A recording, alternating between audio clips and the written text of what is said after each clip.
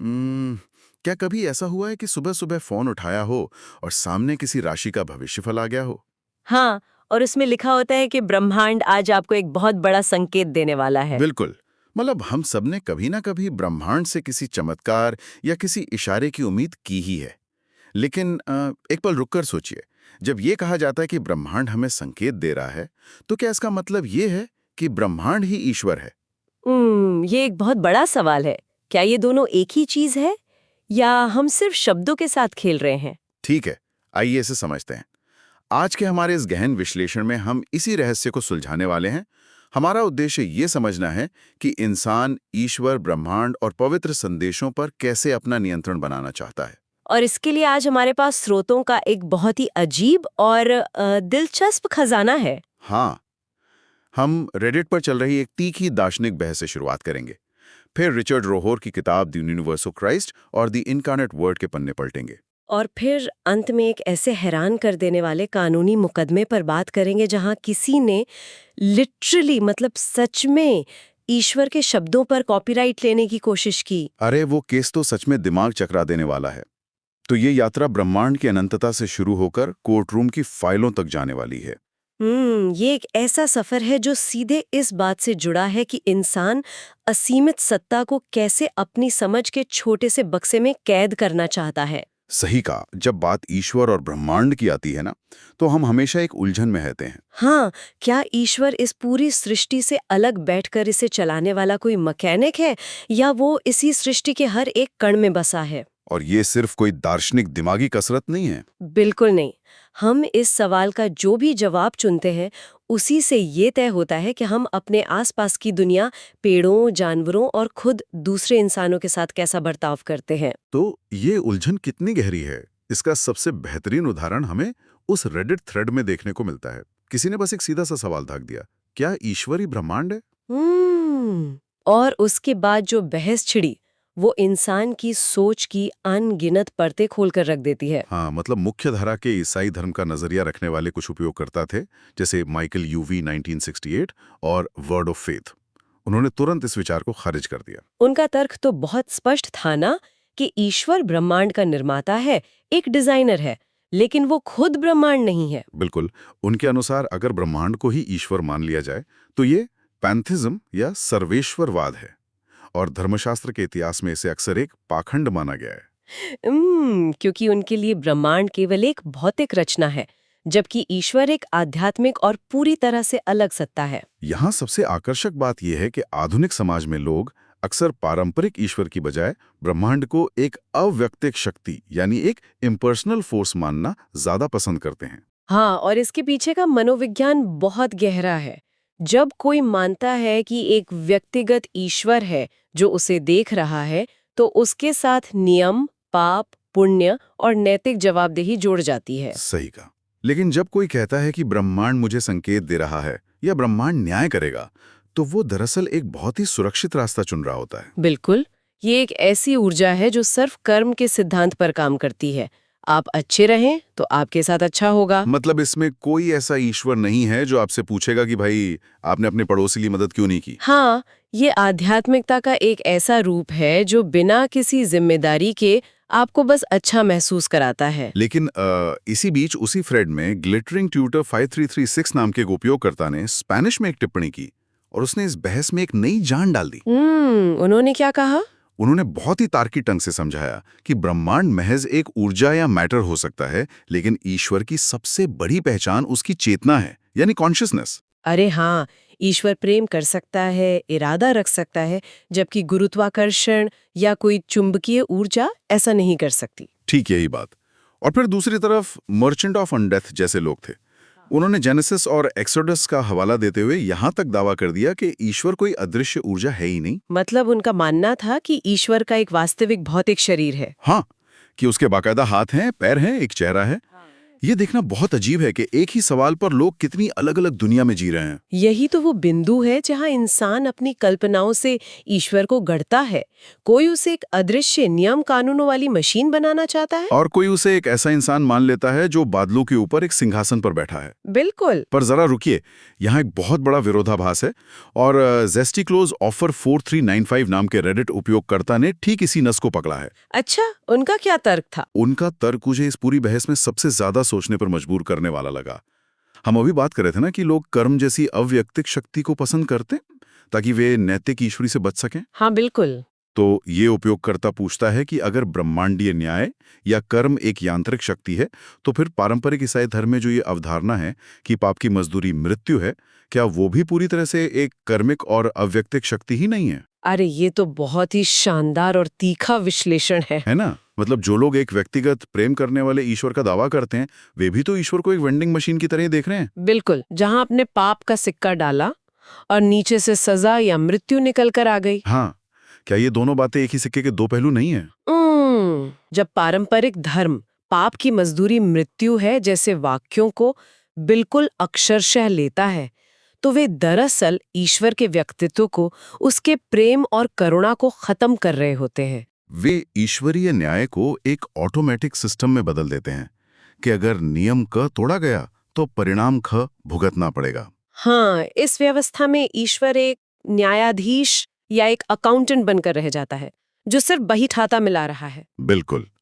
ये चर्चा इस बात को पूरी तरह नंगा कर देती है कि इंसान हमेशा असीमित ईश्वरीय सत्ता को ऐसे नियमों में बांधना चाहता है जिसे वो खुद नियंत्रित कर सके, चाहे वो आधुनिक न्यू एज आध्यात्मिकता हो या फिर सदियों पुराना पारंपरिक धर्म। और यहीं से हमारी चर्चा उस विचार की ओर मुड़ती है जो इन दोनों ही संकीर्ण दायरों को तोड़कर रख देता है। अगर ईश्वर कोई अकाउंटेंट नहीं है और महज कोई अंधी ब्रह्मांडीय ऊर्जा भी नहीं है, तो फिर असल में वो क्या है? और ऐतिहासिक रूप से ईसा मसीह इस पूरी तस्वीर में कहाँ आते हैं? रिचर्ड रोहर की किताब द यूनिवर्सल क्राइस्ट इसी जगह एक ऐसा विचार पेश करती है जो वाकई किसी धमाके से कम नहीं है। हाँ, रोहर बहुत ही स्पष्ट शब्दों में लिखते हैं कि क्राइस्ट ईसा मसीह का अंतिम नाम या कोई सरनेम नहीं है। बिल्कुल, ये कोई ऐसा नाम नहीं है जो नाजरेत के यीशु के जन्म प्रमाण पत्र पर लिखा हो।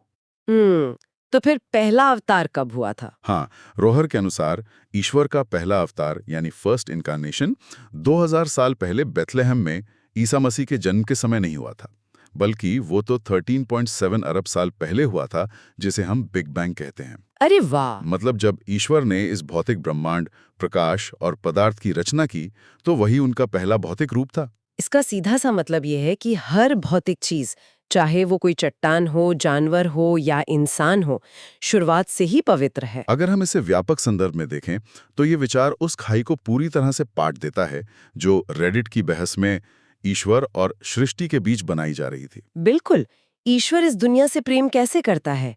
वो दूर आसमान से बैठकर इस पर निगरानी नहीं रखता। हाँ, वो इस दुनिया में समाहित होकर इसका हिस्सा बनकर इससे प्रेम करता है। क्राइस्ट हर भौतिक चीज का एक ब्लूप्रिंट बन जाता है। और ये बात सिर्फ एक थ्योरी नहीं है। स्रोतों में कैरल हाउसलैंडर नाम की एक मिस्टिक का जिक्र है। उनका अनुभव इस विचार को एक वास्तविक रूप दे देता है। उन्होंने लंदन की अंडरग्राउंड ट्रेन में कुछ अनुभव किया था ना? हाँ, सोचिए, एक टिपिकल मेट्रो ट्रेन का माहौल, थके हुए लोग, पसीने की बदबू, सब अपने अपने ख्यालों में खोए हुए। कोई अखबार पढ़ रहा है, कोई बस शून्य में घूर रहा है। मतलब एक बेहद आम और नीरस दृश्य। बिल्कुल।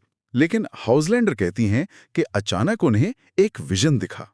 उन्हें उस ट्रेन में बैठे हर एक आम यात्री के भीतर, हर थके हुए चेहरे के पीछे क्राइस्ट नजर आए। अरे, चाहे वो कोई बैंक क्लर्क हो या समाज की नजरों में कोई पापी ही क्यों ना हो। हाँ, ये दृश्य इसलिए भी रोंगटे खड़े करने वाला है क्योंकि उन्होंने सिर्फ उस डिब्बे में बैठे लोगों में ही वो ईश्वरीय रोक नहीं देखा। उन्होंने महसूस किया कि ये उपस्थिति अतीत, वर्तमान और भविष्य के सभी इंसानों में फैली है।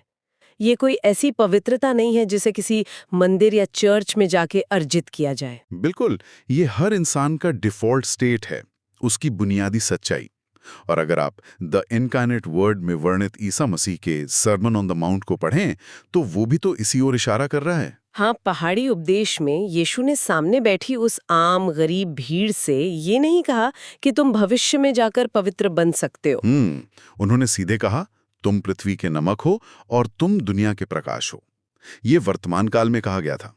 ये एक सार्वभौमिक सच्चाई थी। तो इस सब का आखिर मतलब क्या है?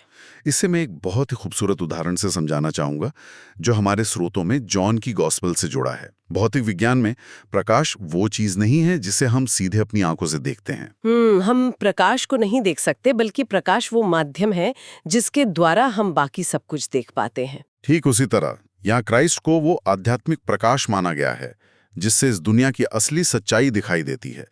जब हाउसलैंडर ने ट्रेन में उन थके हुए लोगों को देखा तो वो दरअसल उन्हें उसी प्रकाश के जरिए देख रही थी। ये उपमा सचमुच बहुत गहरी है। ये हमें सोचने पर मजबूर करती है कि आध्यात्मिकता दुनिया से भागने का नाम नहीं है। ये आंखें खोलकर इस दुनिया को उस प्रकाश में देखने का नाम है। हाँ, सरमन ऑन द माउंट में जो बातें कही गई थी, जैसे कि जो तुम्हें थप्पड़ मारे उसकी तरफ दूसरा गाल कर दो, ये बातें सतही तौर पर बेतुकी लग सकती हैं। कोई इंसान ऐसा क्यों करेगा? वो ऐसा सिर्फ तभी कर सकता है जब वो सामने वाले के भीतर भी उसी ईश्वरीय प्रकाश को देख पाए। बिल्कुल, यहाँ बात सच में बहुत दिलचस्प हो जाती है। अब जरा इस स्थिति के विरोधाभास पर गौर कीजिए। कैसा विरोधाभास? एक तरफ हम कह रहे हैं कि ये पवित्रता हर इंसान में है। सोमन ऑन द माउंट का संदेश है कि जो तुमसे मांगे उसे दो। लेकिन क्या होता है जब इंसान इस असीमित प्रकाश को एक कागज के टुकड़े पर समेटकर उस पर कानूनी ठप्पा लगाने की कोशिश करता है? अरे हाँ, ये सवाल हमें एंड्रू वेंटिमिग्लिया की किताब कॉपीराइटिंग गॉड और एक ऐसे कोर्ट केस की ओर ले जाता है जो सच में अजीब है। हाँ, ये मामला अ कोर्स इन मिरेकल्स नाम की एक किताब का है।